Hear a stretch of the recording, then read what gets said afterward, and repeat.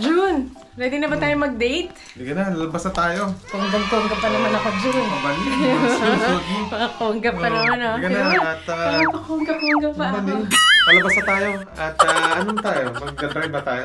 Hindi, papakita natin sila sa kanila yung transport system dito sa UK.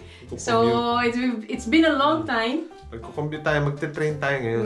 Hindi kami nagko-commute, kaya eto, challenge ko si June. Matagal na rin, no? At include natin yung yung pag-book natin doon. Lagyan natin dito. After na, liga na. Liga na.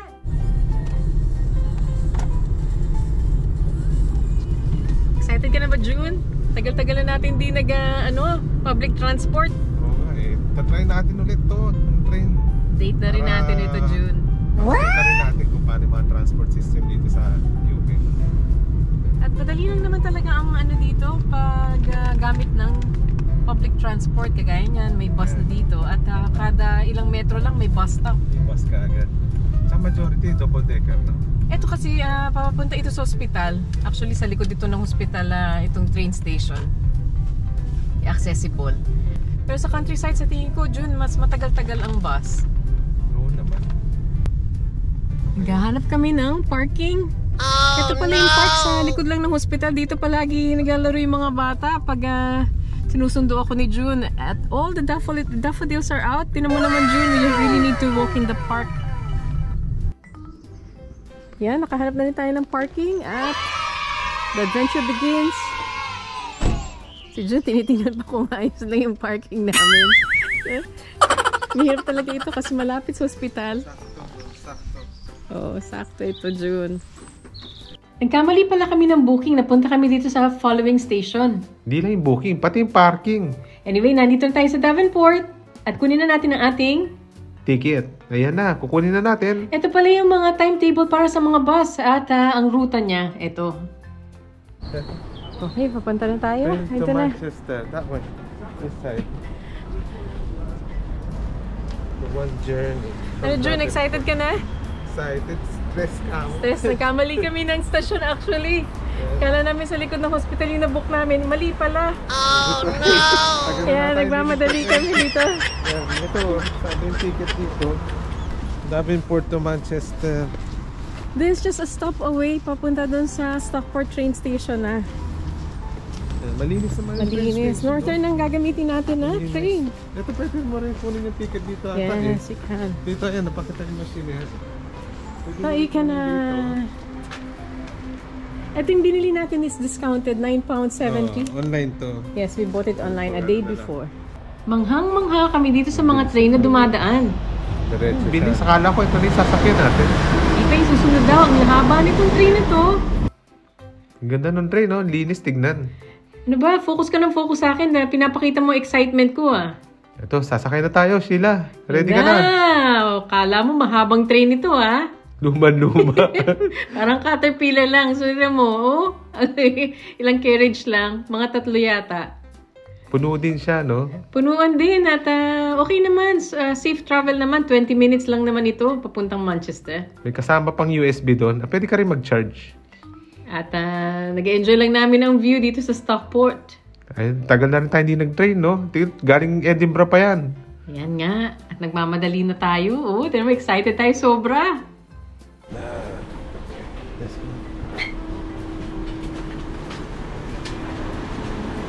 Galing. Vintage. Ayan. Nakarating na tayo dito. Manchester, Piccadilly. Sa train. Hilo ko. Balikan kasi. Maliit na maliit siyang train Northern. Ito pala very busy dito. Very busy. Kasi mga galing sa Edinburgh. Ito yung sentro ng Manchester. Yung ticket Talagang natin busy. Hindi niyan, kapakita mo. Ayan, tatanungin na ng palabas.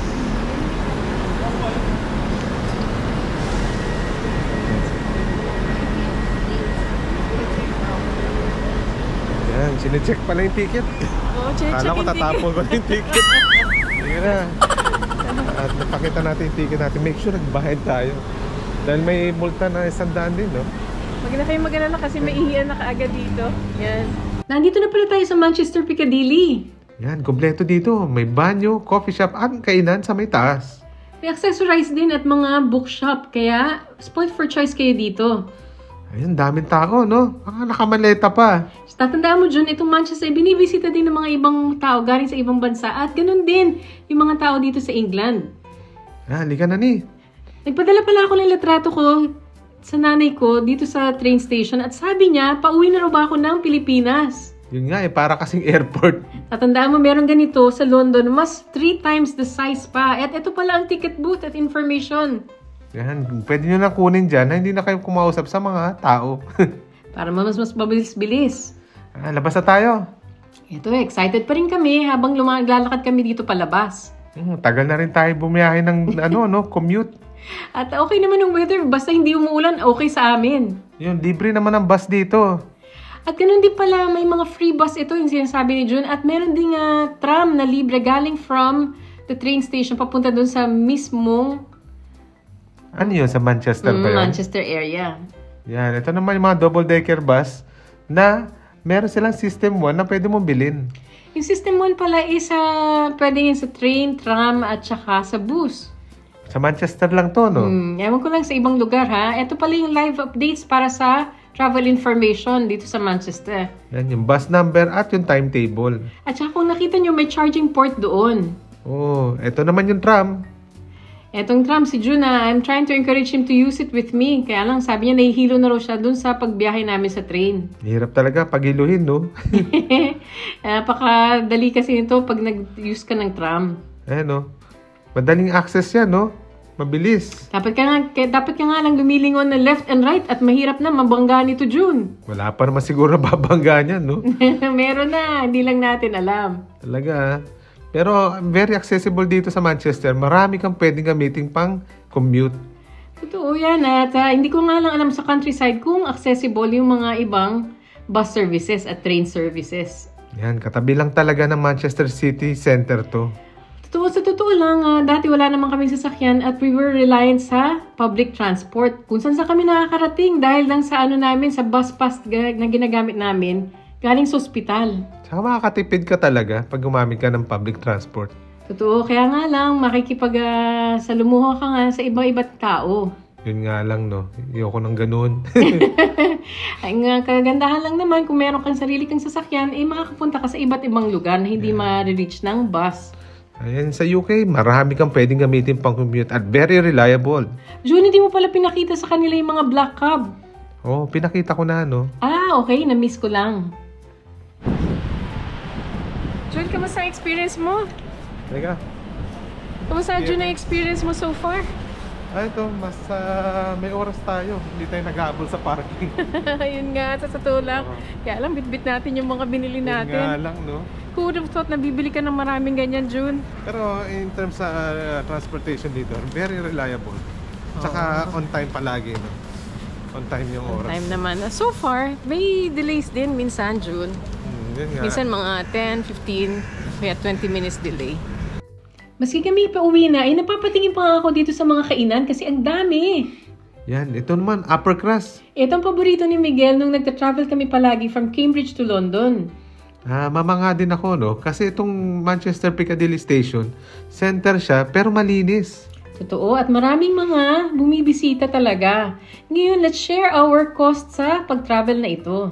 Anong ba lang nabili natin to? Train line?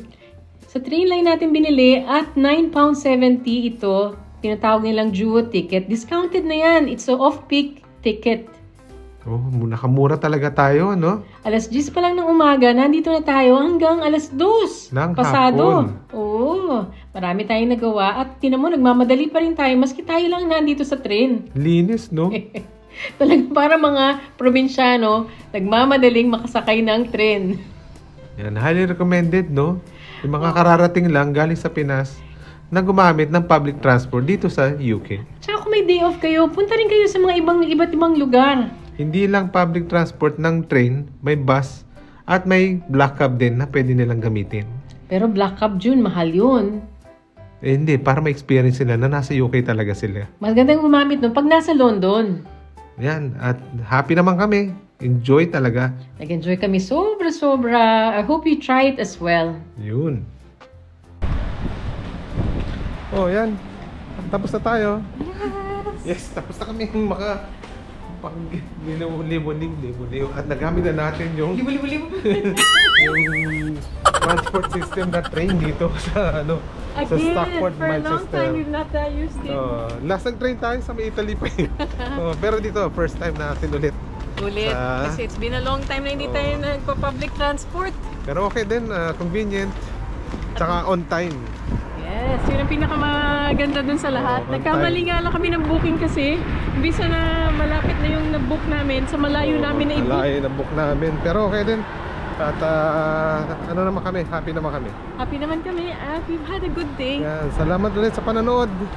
Alright, hope it helps you. Bye. Thank you, bye.